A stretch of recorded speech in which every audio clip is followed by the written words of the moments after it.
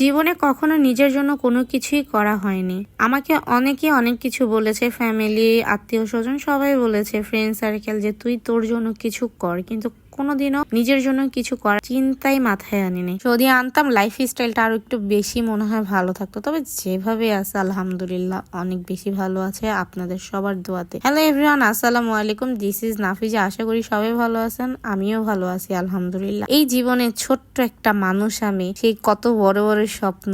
আজকে সেই মানুষটার বিয়ে হয়েছে, বাবু হয়েছে, কিন্তু নিজের জন্য কিছু করা হয়নি, কখনো বাচ্চাদের জন্য কিছু করা হয়নি। তাই ছোট একটা উদ্যোগ নিয়ে কিছু একটা করে ফেললাম আলহামদুলিল্লাহ। যদিও আমার হাজবেন্ড জানে না, হাজবেন্ডকে জানাইনি, তার অবসরেই করা। কারণ আমি যাই কিছুই করি না কেন তার পরামর্শ ছাড়া করি না, কিন্তু এটা আমি তার পরামর্শ করি কারণেই করি নাই, কারণ তার কাছ থেকেও আজ অব্দি আমার 10 টাকা নিতে গেলেও লজ্জা লাগে। আসলে আমি মনে করি এই লজ্জাটা থাকা ভালো, তাহলে জীবনে অনেক কিছু করা সম্ভব। এরপর ব্যাংকের কাজটা সেরে মামাতো ভাইকে নিয়ে কিছু বাজার সদাই করে নিয়ে আসলাম, যে রান্না করা লাগবে। আজকে রান্না অনেক লেট হয়ে গিয়েছে। এসে দেখি আম্মু অলরেডি চিংড়ি মাছ বসিয়ে দিয়েছে আর ডাল বসিয়ে দিয়েছে। বাকিটা আমি গুছিয়ে নিচ্ছি। চিংড়ি মাছ ভুনা করেছি আর করেছি ডাল রান্না, আর করবো আজকে কাঁচা টমেটো ভাজি, যেটা আমার খুবই পছন্দের একটা জিনিস। আর বছরের সবজির ভিতরে এই সবজিটাও আমার কম বেশ পছন্দ, কিন্তু আমি অনেক সবজি খাই না। তারপরে এনে আমি সুন্দর করে ধুয়ে কুচিয়ে নিয়েছি। এর মধ্যে অনেক ক্ষুধা লেগে গিয়েছে, তাই ওগুলো রেডি করে আগে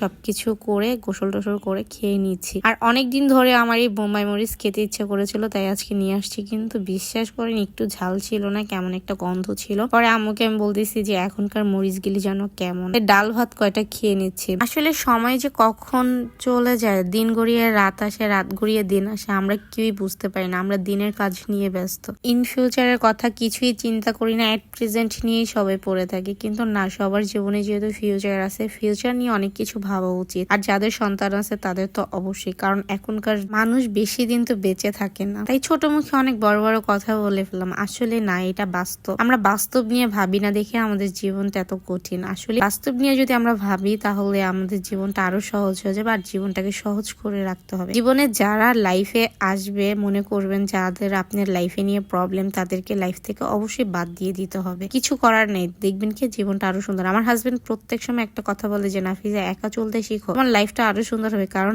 আমি যে সবসময় মানুষ নিয়ে চলতে পছন্দ করি, কারণ আমার যেহেতু ভাই বোন নাই, আমি সেক্ষেত্রে আমি সবাইকে ভাই বোনের মর্যাদা দিই। আমার একটা ফ্রেন্ড হইলো, তাকে আমি বোনের মর্যাদা দিই, বা যেখানে হোক। কিন্তু তাদের কাছ থেকে দিন শেষে আমি অনেক বেশি কষ্ট পেয়ে থাকি। আমার হাজবেন্ড বলে যে একা পথে চলো, দেখবে লাইফটা আরো সুন্দর। আর তোমার লাইফে আমি আছি, যেহেতু আমার সন্তান আছে, মা বাবা আছে, তাদেরকে। কিন্তু আমার তো একটা ভাই বোনের খুবই শখ, আল্লাহ তো আমাকে দিল না। যাই হোক, আল্লাহ বলছেন কখনো নিরাশ হতে না, তাই আমি কখনো নিরাশ হব না। আল্লাহর উপরে ভরসা, যার কেউ নেই তার আল্লাহ আছে। আর আমার হাজবেন্ডের মতন একটা মানুষ যেহেতু আছে, সেহেতু আমার আর কোনো কিছু প্রয়োজন নেই আলহামদুলিল্লাহ। আমার এইটুকুন বয়সে অনেক কষ্ট পেয়েছি, আমি আর কষ্ট পেতে চাই না। এখন কষ্ট পেতেও ভয় লাগে, মানুষের সাথে চলতেও ভয় লাগে, কারণ মানুষ মাঝপথে ছেড়ে যায়, মানুষ অনেক কথা শোনায়। এর জন্য কষ্ট ছাড়া মানুষের কাছ থেকে আমি এক্সপেকটেশন আর কিছুই করি না। এরপরে আমার এদিক থেকে ভাজিটাও কমপ্লিট হয়ে গেছে। এটা কাঁচা টমেটো ভাজি করেছি আজকে, ডিম দিয়ে, ধনেপাতা দিয়ে। কে কে এভাবে ভাজি করেন তা অবশ্যই কিন্তু কমেন্টে বলে যাবেন। আমার কিন্তু এই ভাজিটা খুব বেশ পছন্দ। এই কাঁচা টমেটোটা দিয়ে ইলিশ মাছটা যে